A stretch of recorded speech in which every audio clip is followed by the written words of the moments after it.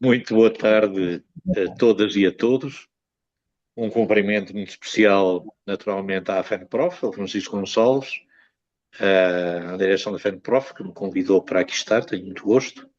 Também uma saudação muito amiga à professora Ana Paula Laborinho, velha amiga, colaboradora extraordinária que tive quando a minha passagem entre 2011 e 2015 pelo Ministério dos Negócios Estrangeiros.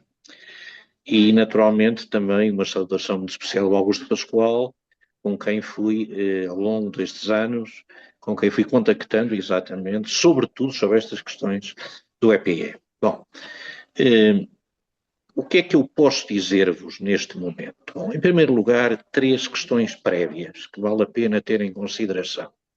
Primeira questão, nós não temos uma diáspora, temos várias diásporas, com características muito diferenciadas.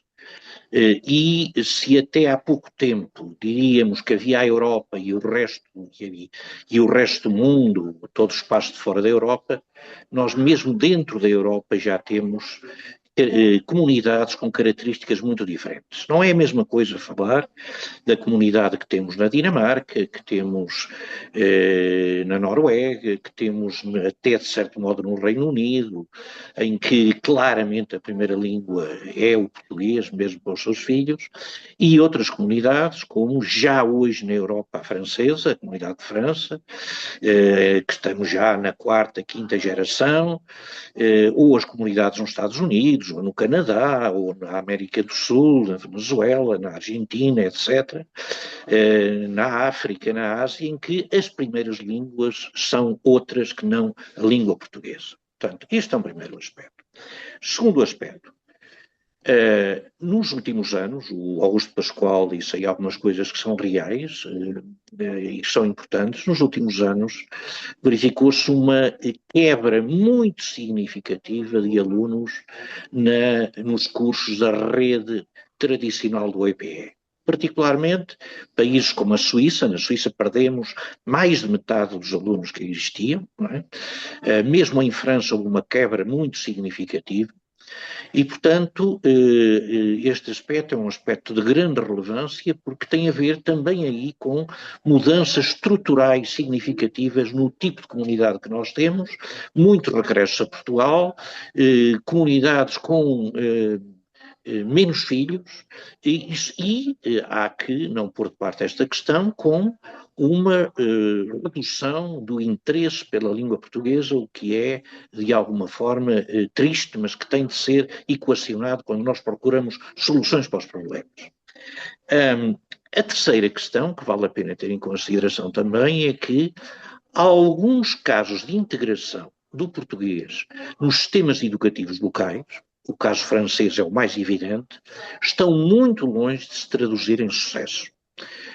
Aquilo que eu encontrei até há junho atrás, este último, portanto, durante o ano que estive a exercer as funções de novo como secretário de Estado das Comunidades, foi um ambiente muito delicado, muito negativo, relativamente a essa mesma integração, com resultados muito pobres, com falta de frequência e até com algum desinteresse por parte das autoridades, fundamentalmente neste caso as autoridades locais, que não estão na altura, e julgo que essa situação não se terá alterado muito. É evidente que eu tenho aqui uma decalagem de cerca de 10 meses desde que saí do governo, tenho a informação de que eu não disponho neste momento, mas efetivamente temos aí também um problema sério. Bom, perante este contexto, o que é que neste momento apraz dizer-vos que sejam soluções a ter em consideração para o futuro?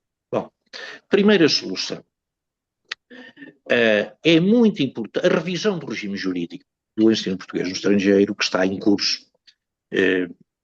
O governo assumiu que, pela parte do Ministério dos Negócios Estrangeiros, que terá condições, ou pelo menos que tem estudos feitos no sentido de poder fazer uma alteração muito significativa. Eu não posso falar sobre ela, porque não a conheço, mas temos este anúncio, e é um anúncio a ter naturalmente em conta, mas há aqui um aspecto determinante, que é como fazer a reestruturação da rede.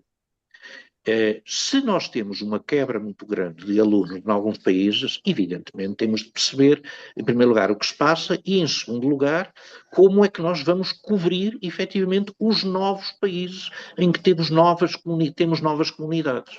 Os países do Médio Oriente, por exemplo, em que temos, em alguns casos, centenas e centenas de crianças, jovens, com interesse pelo português, os países do Norte da Europa, e outros países em que nós sabemos que há interesse crescente pela língua portuguesa. Eu estou neste momento a falar-vos de São Paulo. São Paulo é a maior cidade do mundo de língua portuguesa. Estamos a falar, a grande São Paulo tem 22 milhões de pessoas. Aqui bem próximo temos um país, que é a Venezuela, em que o interesse pela língua portuguesa é crescente. E poderia falar da Argentina, de onde acabo de chegar, e do próprio Uruguai, onde também há, efetivamente, um interesse significativo. E, portanto, esta questão da reestruturação da rede, de tornar a rede mais próxima daquilo que são, efetivamente, os públicos mais interessados na aprendizagem da língua portuguesa, é muito evidente e é muito necessário. A segunda questão, que também é preciso olhar para ela em termos de futuro, é como desenvolver os mecanismos de ensino, seja na lógica da língua materna, de uma língua materna, seja na lógica de uma língua de herança. E, evidentemente, também aqui é muito importante olhar para as características de cada comunidade. Hoje é muito evidente que a claríssima maioria dos nossos jovens no exterior, dos públicos interessados na aprendizagem do português, ou potencialmente interessados, são públicos em que o português não é a primeira língua, é a segunda língua.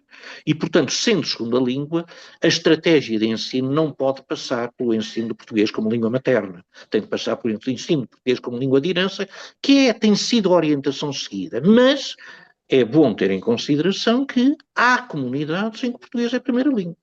E, portanto, tem de haver aqui um ajustamento muito claro e é preciso que o Instituto Camões, articuladamente com o Ministério da Educação, porque nós temos uma tutela que ainda é uma tutela dupla, não é uma tutela exclusiva do Ministério dos Negócios Estrangeiros, ou seja, do Instituto Camões, mas é fundamental que ambas as entidades, ambos os ministérios, acertem exatamente as metodologias, as estratégias, de forma a podermos, quer sob a vertente da formação de professores, quer sob a vertente da escolha dos manuais e dos materiais pedagógicos, possa haver uma resposta eficaz para cada caso, não é? Para cada caso que temos em cima da mesa. O próprio mecanismo de avaliação, os mecanismos de avaliação terão também de ter em consideração esses mesmos aspectos, porque evidentemente que faz todo sentido termos uma avaliação, diria, internacional baseada nos níveis linguísticos de Quarep, mas em alguns casos faz sentido haver uma relação direta com o nosso sistema de ensino, o nosso sistema educativo. Aliás, deixem-me dar aqui nota de uma coisa, há algo que nós não estamos aqui, sobre que não estamos aqui a refletir, mas que é uma realidade incontornável no domínio do ensino do português no estrangeiro, que são as escolas portuguesas no estrangeiro, as escolas portuguesas de Luanda, de Maputo, de São Tomé, de Cabo Verde, de Macau, de Timor, que são instrumentos fundamentais para a aprendizagem do português, são escolas pertencentes à rede do Ministério da Educação, em que há propina, é bom dizer isto, em que há propina e cara, em alguns casos, escolas estas que são centros fundamentais de irradiação da língua portuguesa. A importância, por exemplo, da escola de Macau ou da escola de Timor, no contexto regional de que estamos a falar, portanto, Oriente, essa importância é absolutamente fundamental e absolutamente incontornável. Outra área em que é preciso que é também fundamental estudar, analisar e encontrar soluções é a área das coordenações, da organização das coordenações, o modo como as coordenações, os instrumentos, os meios que as coordenações de ensino têm no exterior. Uma coisa que eu encontrei durante este último ano que exerci funções foi, em alguns casos, algum desligamento das coordenações relativamente ao terreno. Isso acontece por razões diversas. Uma delas, provavelmente, será a falta de meios. Não podemos deixar de ter isto em consideração. Mas não só. não só. E, portanto, é muito importante que as coordenações de ensino estejam a atuar no terreno de uma forma muito próxima e para haver vantagens na integração deste, ou melhor, da ligação deste setor de ensino ao Ministério dos Negócios Estrangeiros, é muito importante o envolvimento dos diplomatas. Bom, ele acontece em muitos sítios, não acontece em todos. E, portanto, é também este aspecto que é preciso equacionar, sobre o que é preciso refletir e que é preciso, naturalmente, em alguns casos, alterar e alterar até, porventura, de forma profunda. Não podemos deixar também de ter em consideração que, se há casos, como referiu o francês, em que a integração do ensino nos sistemas educativos locais não estará a resultar, há outros casos em que resulta. E em que é feito um esforço muito significativo, lá voltamos, por exemplo, ao caso da Venezuela, ao caso de alguns estados dos Estados Unidos, estado, por exemplo, de Massachusetts, em algumas áreas, em que temos, o caso do Canadá, até parcialmente, em que temos experiências de grande sucesso e que têm de ser incentivadas. E em que as coordenações de ensino não podem deixar de fazer um acompanhamento. Também aqui é muito importante que as coordenações, as estruturas que temos no terreno e também a rede diplomática faça um acompanhamento muito eficaz daquilo que se vai passando. Há aqui, claro, pois aquela magna questão a que não se pode fugir, a questão da retribuição dos nossos agentes no exterior. Os 300 e tal professores que temos ainda na rede do EPE, mais os leitores, mais as coordenações de ensino, efetivamente, é verdade, eu já o assumi, estão mal pagos, muito mal pagos.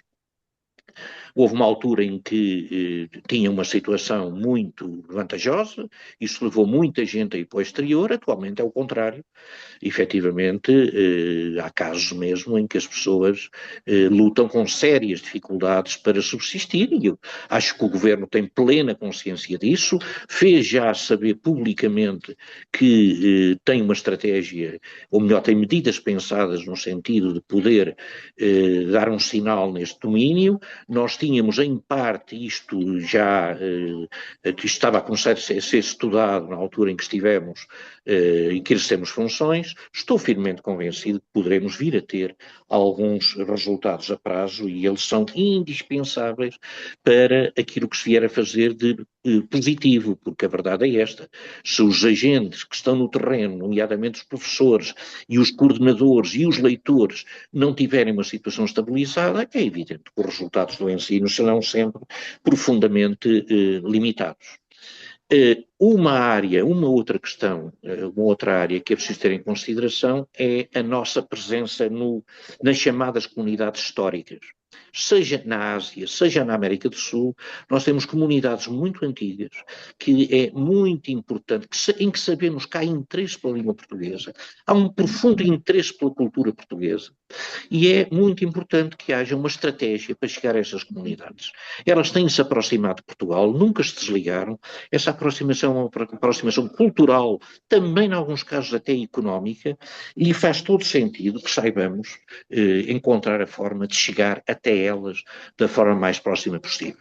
A questão da tutela. Bom, a questão da tutela é uma questão sobre a qual também é preciso refletir. É verdade que nem tudo tem corrido bem nesta integração, nesta maior ligação ao Ministério dos Negócios Estrangeiros, mas eu ainda continuo a ter a opinião de que, se não houver uma ligação muito próxima deste setor de ensino com o Ministério dos Negócios Estrangeiros e uma responsabilização muito direta, sobretudo dos seus agentes no terreno, da rede diplomática, muito dificilmente conseguiremos ter sucesso, ou melhor, ter mais sucesso.